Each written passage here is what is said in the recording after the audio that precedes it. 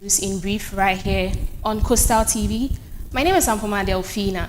You can catch us on digital channel 514. We are also streaming live on Facebook and YouTube. Now to today's story.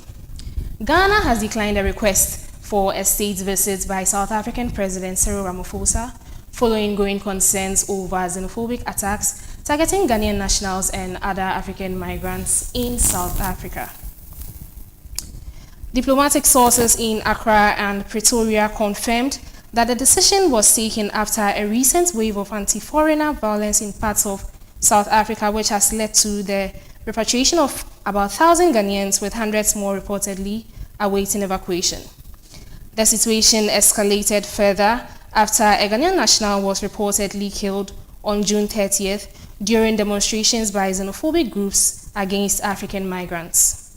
A South African diplomatic source said Ghana's decision reflects serious concerns about the safety and dignity of its citizens living in South Africa, adding that the proceeding with a high-level visit under the current circumstances would have been inappropriate.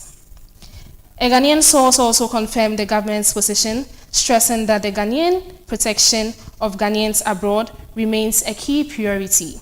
The source added that authorities were also mindful of the security implications surrounding President Ramaphosa's visit amid tense atmosphere.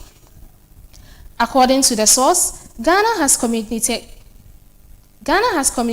its concerns to South Africa and called for decisive measures to address the attacks and guarantee the safety of Ghanaian nationals before any future visit can take place. Despite the developments, the source emphasized that relations between Ghana and South Africa remained cordial, with both countries committed to maintaining their long-standing diplomatic ties.